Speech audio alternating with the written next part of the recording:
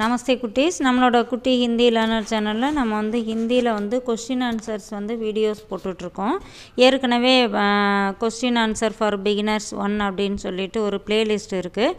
அதில் இருக்க கொஸ்டின் ஆன்சர்ஸ்லாம் பார்த்திங்கன்னா ரொம்ப சிம்பிளாக தான் இருக்கும். அதுக்கு நம்ம கொஸ்டினுக்கு ஆன்சர் நம்மளாக க்ரியேட் பண்ணி அதில் ஆன்சர்ஸ் நிறைய கொடுத்துருக்கோம். அது மாதிரி நீங்களும் ட்ரை பண்ணி ஒரு நோட்டில் காப்பி பண்ணி வச்சுக்கோங்க.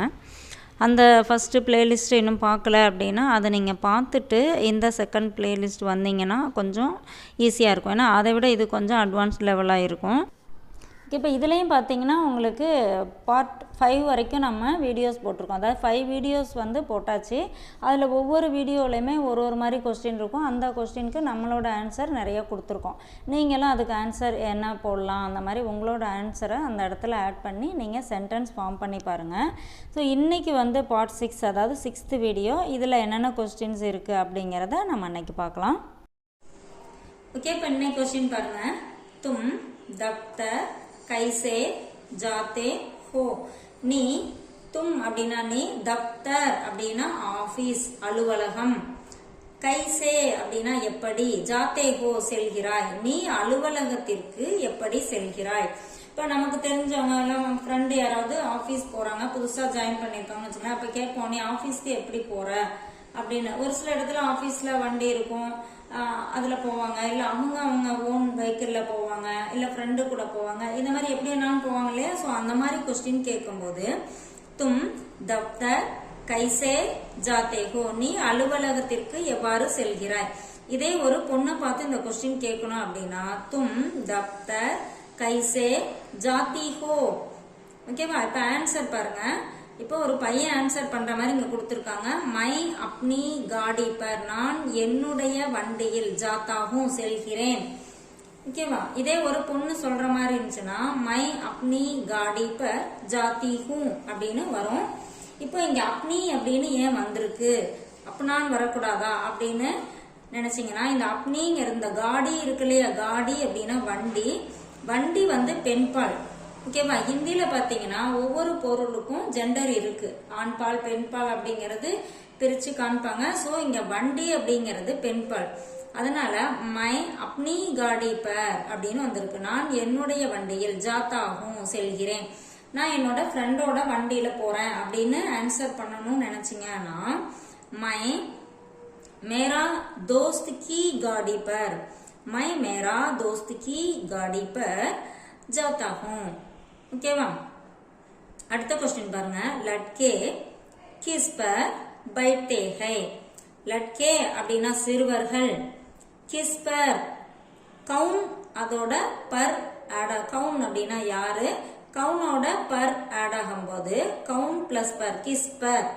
ஓகேவா. பைட்டே ஹை, பைட்டே ஹை அப்படின்னா உட்காருகிறாய். லட்கே kiss per Paite high.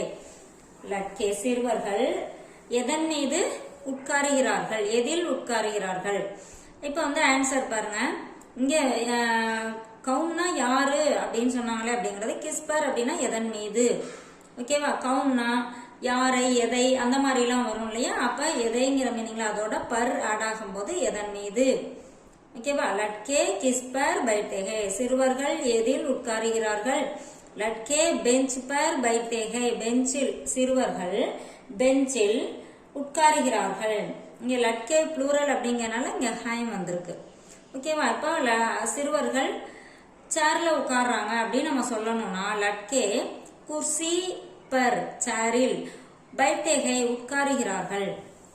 Okay. இப்ப அடுத்து பாருங்க. கின் பர், கின் பர் அப்படின்னா கின் பர் எப்படி வருது அப்படின்னா கவுனோட பர் ஆட் ஆகும்போது கின் பர். கவுன்னா யாரு, இந்த இடத்துல கின்பர் அப்படின்னா எவர் மீது. ஓகேவா. கின் அப்படின்னு அந்த கின்பர் அப்படிங்கும் போது அது மரியாதையா சொல்ல வேண்டிய ஒருத்தரை குறிப்பிடும் போது நம்ம கின்பர் அப்படின்னு போடுவோம். அந்த கவுங்கிறது மரியாதையா சொல்ல வேண்டிய ஒருத்தரை குறிக்கும். அப்போ கவுனோட அந்த பர் ஆட் ஆகும்போது கின்பர் எவர் மீது. ஏக் ஒரு, ஜூட்டா ஜூட் அப்படின்னா பொய், சச்னா ட்ரூ, ஜூட்னா பொய், ஜூட்டா முக்தமாக அப்படின்னா வழக்கு உள்ளது. எவர் மீது ஒரு பொய் வழக்கு உள்ளது. ஓகேவா. இங்க எவர் மீது அப்படின்னு மரியாதையா சொல்லும் போது உன் பர் அவர் மீது. ஓகேவா. இங்க வேயோட பர் ஆட் ஆகும்போது உன்பர் அப்படின்னு வரும். வே வந்து நம்ம மரியாதையா சொல்ல வேண்டிய ஒருத்தங்களை தான் குறிப்பிடுற மாதிரி சொல்றோம் இல்லையா. வே அப்படின்னா அவர், வே பிளஸ் பர் அது வந்து உன்பர் ஆயிடும். அவர் மீது ஏக் ஜூட்டா முக்தமாக, அவர் மீது ஒரு பொய் வழக்கு உள்ளது. ஓகேவா. இப்போ ரவி மேல ஒரு பொய் வழக்கு இருக்கு. ஒரு பேரை வந்து மென்ஷன் பண்ணணும்னு வச்சுங்களேன். ரவி பர் ஏக் ஜூட்டா முக்தமாக, ரவியின் மீது ஒரு பொய் வழக்கு உள்ளது. ஓகேவா. அந்த மாதிரி நம்ம பேர் எந்த பேர் வேணாலும் போட்டு இந்த இடத்துல ஆன்சர் போட்டுக்கலாம். அடுத்து பாருங்க, உஸ்பர் கியா ஹை. உஸ்பர் அப்படின்னா அதன் மீது. ஓகேவா. உஸ்பர் அப்படின்னா வஹோட பர் ஆட் ஆகும்போது உஸ்பர் அப்படின்னு வரும். இது வந்து மரியாதை இல்லாத ஒரு பர்சனை பார்த்து உஸ்பர் அப்படின்னா அவன் மீது, அவள் மீது, அதன் மீது, இந்த மாதிரி நம்ம அந்த பர்சனுக்கு மரியாதை கொடுக்க வேண்டாம் அப்படின்னு இருக்கோம் இல்லையா. அந்த மாதிரி பர்சனை மென்ஷன் பண்ணும்போது இந்த உஸ்பர் வரும். இதே மரியாதையா சொல்ல வேண்டிய ஒருத்தரை குறிக்கும் போது வே நம்ம சொல்லுவோம் இல்லையா. அத வேயோட பர் ஆட் ஆகும்போது உன்பர் வந்துடும். இப்போ இங்க வஹோட பர் ஆட் ஆகும்போது உஸ்பர் வந்துடும். ஸோ இங்க வந்து என்ன மீனிங் அப்படின்னு பாத்தீங்கன்னா, உஸ்பர் கியாக அதன் மேல் என்ன இருக்கிறது. ஓகேவா. அதன் மேல் அப்படிங்கிறது நம்ம ஒரு வீட்டை சுட்டி காட்சி கேட்டோம்னா அந்த வீட்டுக்கு மேல, ஒரு மரத்தை காமிச்சு கேட்டோம்னா மரத்துக்கு மேல, அது மாதிரி எதை காமிக்கிறோமோ அதை தான் மென்ஷன் பண்ணும். உஸ்பர் அதன் மீது என்ன இருக்கிறது. உஸ்பர் ஏக் பந்தர்கை அதன் மேல் ஒரு குரங்கு இருக்கிறது. இந்த இடத்துல மரமா கூட இருக்கலாம். அப்ப மரத்து மேல ஒரு குரங்கு இருக்கு. ஓகேவா. அப்ப வந்து நம்ம என்ன சொல்லுவோம், அதன் மேல் உஸ்பர் ஏக் பந்தர்கை ஒரு குரங்கு இருக்கிறது.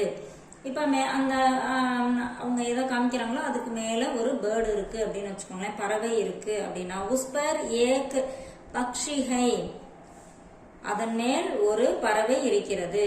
இப்போ ஒரு கிளி இருக்கு அப்படின்னா உஸ்பர் ஏக் தோத்தாகை அதன் மேல் ஒரு கிளி இருக்கிறது. இந்த மாதிரி நம்மளோட ஆன்சர் என்னவோ அதை போட்டுக்கலாம். அடுத்து பாருங்க, கிஸ்பர். இதேதான் கிஸ்பர் அப்படி கவுனோட பர் ஆட் ஆகும்போது கிஸ்பர் வரும். இப்போ கிஸ்பர் அப்படிங்கிறப்ப அந்த கவுங்கிறது ஒரு மரியாதை கொடுக்க வேண்டாம் அப்படின்னு நினைக்கிறோம் இல்லையா. நமக்கு ஈக்குவலான ஏஜ்ல இருப்பாங்க, அவங்கள குறிக்கிற மாதிரி இந்த கொஸ்டின் வந்துச்சு அப்படின்னா அது வந்து கிஸ்பர் வரும். இதே மரியாதையா சொல்ல வேண்டியவங்களா இருந்தா கின்பர். இங்க மேல பார்த்தோம் கின்பர்னு வந்தா மரியாதை கொடுக்க அதாவது கவுன் பிளஸ் பர் தான். இதுவும் கவுனோட பர் ஆடான கின்பர், கவுனோட பர் ஆடான கிஸ்பர். ஆனா இங்க மரியாதை கொடுக்க வேண்டாத ஒரு பர்சனை குறிக்கும் போது கிஸ்பர் அப்படின்னு வரும். அப்போ விஸ்வாஸ் நஹி ஹை எவன் மீது இல்லைன்னா எவள் மீது. அப்போ உங்களுக்கு விஸ்வாஸ் நஹி ஹை நம்பிக்கை இல்லை. விஸ்வாஸ் அப்படின்னா நம்பிக்கை, விஸ்வாஸ் நஹி ஹை அப்படின்னா நம்பிக்கை இல்லை. இப்ப யார் மீது உங்களுக்கு நம்பிக்கை இல்லை, அந்த யாருங்கிறது ஒரு ஆணாவும் இருக்கலாம் பெண்ணாவும் இருக்கலாம். அவங்க என்ன ஆன்சர் பண்றாங்களோ, இஸ் பர் இவன் மீது இல்லைன்னா இவள் மீது, முஜே எனக்கு, விஸ்வாஸ் நஹிஹை எனக்கு நம்பிக்கை இல்லை. இல்லைன்னா ஒரு பர்சனை மென்ஷன் பண்ணணும் அப்படின்னா இப்ப ராஜன் மேல எனக்கு நம்பிக்கை இல்லை அப்படின்னு சொல்லணும்னு வச்சுங்களேன். ராஜன் பர் முஜே விஸ்வாஸ் நஹிஹை ராஜன் மீது எனக்கு, முஜே அப்படின்னா எனக்கு, விஸ்வாஸ் நஹிஹை நம்பிக்கை இல்லை. இந்த மாதிரி நம்ம என்ன இஸ்பர் அப்படின்னா இவன் மீது இவள் மீது அப்படின்னு வரும். அப்ப வந்து நம்ம இதை தூக்கிட்டு எந்த ஆன்சர் வேணாலும் அந்த இடத்துல போட்டுக்கலாம். ஒரு பேரை மென்ஷன் பண்ணி அவங்க மேல நம்பிக்கை இல்லை அப்படின்னு சொல்லுவோம் இல்லையா. எனக்கு ராஜன் மேல நம்பிக்கை இல்லை அப்படின்னு சொல்லணும் அப்படின்னா ராஜன் பர் முஜே விஸ்வாஸ் நஹிஹை. இந்த மாதிரி எல்லா கொஸ்டினுக்குமே கொஸ்டின் ஒன்னா இருந்தாலும் நம்மளோட ஆன்சர் ஒவ்வொருத்தருக்கும் ஒரு விதமான ஆன்சர் இருக்கும். ஸோ அந்த ஆன்சரை போட்டு நீங்க ஃபில் பண்ணி சென்டென்ஸ் கிரியேட் பண்ணி அதுபடி நீங்க பேசி ட்ரை பண்ணீங்கன்னா உங்களுக்கு ஈஸியா பேசுறதுக்கு எந்த லாங்குவேஜா இருந்தாலும் இந்த மாதிரி பிராக்டிஸ் பண்ணீங்கன்னா உங்களுக்கு எல்லாமே ஈஸி தான். தேங்க்யூ.